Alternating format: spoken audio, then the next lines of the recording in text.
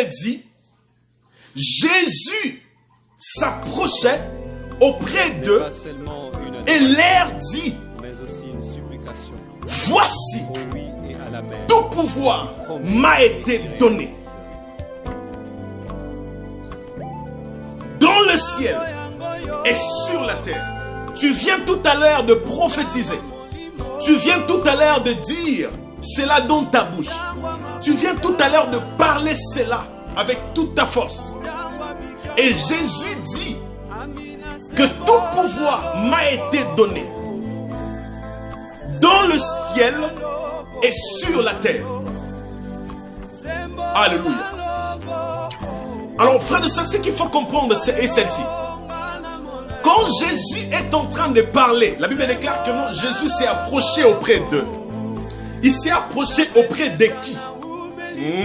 Il s'est approché pas auprès des croyants. Non, non, non, non. Il ne s'est pas approché auprès des inconnus. Non, non, non, non. Il ne s'est pas approché. Est-ce que vous êtes avec moi? Est-ce que vous me percevez? Hein? Est-ce que vous m'entendez vraiment? Il ne s'est pas approché auprès de croyants. Non, non, non. Mais Dieu, il s'est approché auprès des enfants de Dieu. Là déjà, Jésus est ressuscité. Là déjà, Jésus est ressuscité. Il était mort. Et le troisième jour, il est ressuscité. Et c'est par là, il est venu maintenant vers les hommes. Il est venu vers ses enfants pour leur lâcher une prophétie. Pour leur lâcher une parole. Et c'est quoi cette parole? Il dit, voici, tout pouvoir m'a été donné dans le ciel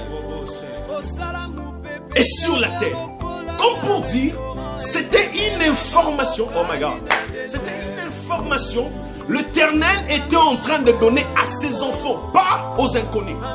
Il dit, ne savez-vous pas que tout pouvoir m'a été donné dans le ciel et sur la terre? Je suis venu dire à quelqu'un, pourquoi pleures-tu?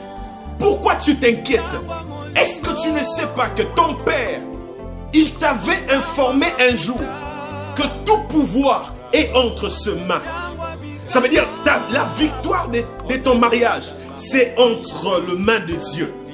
La victoire de ton travail, c'est entre les mains de Dieu.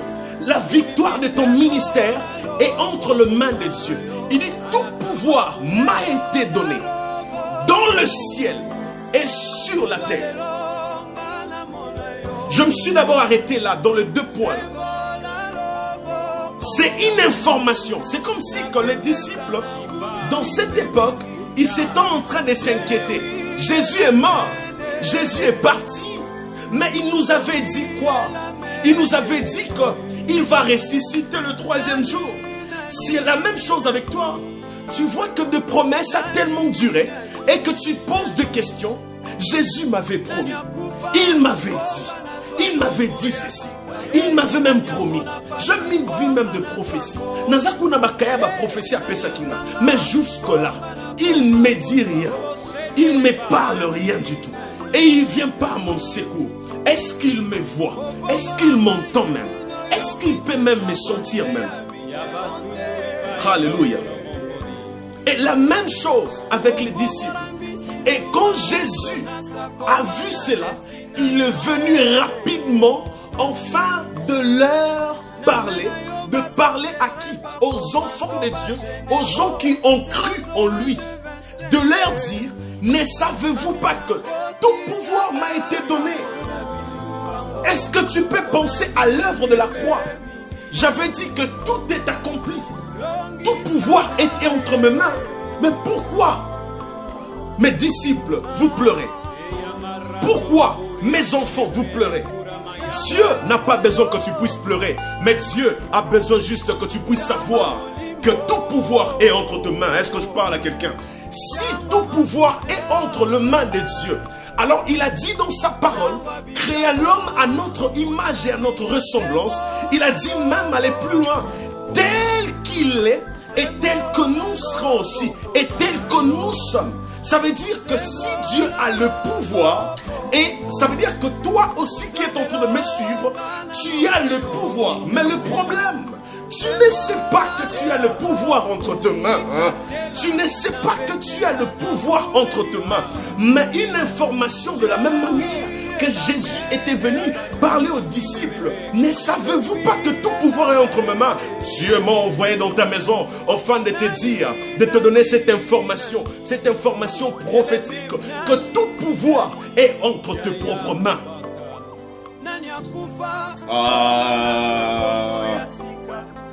Tu as le pouvoir, comme il avait dit à Jérémie. Il a dit, Jérémie, je te choisis. Hein? Jérémie, je t'ai appelé. Hein? Jérémie, je t'ai choisi. Hein? Jérémie, je t'ai appelé. Je t'ai appelé pour faire quoi? Pour commencer à souffrir? Pour commencer à être maltraité aux gens de la famille? Non. Pour commencer à être maltraité dans la sorcellerie de la famille? Non. Mais pour faire quoi? Il dit, Jérémie, je t'ai appelé pour prophétiser. Je t'ai appelé pour bâtir. Je t'ai appelé pour construire. Je t'ai appelé pour détruire. C'est que tu comprends que tu as le pouvoir dans ta vie, alors tu vas t'élever pour détruire. Tu vas t'élever pour bâtir. Tu dois t'élever pour construire. Tu dois t'élever pour dominer. Oh, tu ne m'entends pas. Est-ce que je peux prêcher? Est-ce que je peux prêcher? Il me reste quelques minutes, je vais finir. Donc tu as ce pouvoir, Papa Jean-Claude. Tu as ce pouvoir, Papa Képhas. Le pouvoir de construire, le pouvoir de bâtir. Parce que Jésus, Dieu est venu te dire ce soir, et ne te réveille pas avec des soucis. Mais savez-vous pas que tout pouvoir est entre tes mains? Entre tes mains. Est entre tes mains. C'est ainsi que pourquoi moi, Moïse, je vais m'inquiéter? Si je sais que tout pouvoir est entre le Dieu qui m'a créé. Si je sais que tout pouvoir est entre mes mains. Il dit, tout pouvoir m'a été donné. Écoute ici. Écoute ici. Là où que vraiment tu vas souligner. Dans le ciel et sur la terre. Dans le ciel et sur la terre. Je vais ouvrir une parenthèse là. Dans le ciel et sur la terre. Dans le ciel et sur la terre. Je vais ouvrir, j'ai envie de creuser par là. Dans le ciel et sur la terre. Dans le ciel et sur la terre. Je suis en train de dire dans le ciel et sur la terre. Comme pour dire, avant toute chose, pour que tu puisses avoir la délivrance dans sa totalité, il faut d'abord commencer à dominer spirituellement et tu domineras aussi physiquement. C'est ainsi que Dieu est en train de dire, j'ai dominé le spirituel qui est le ciel et j'ai dominé la terre qui est cette terre physique.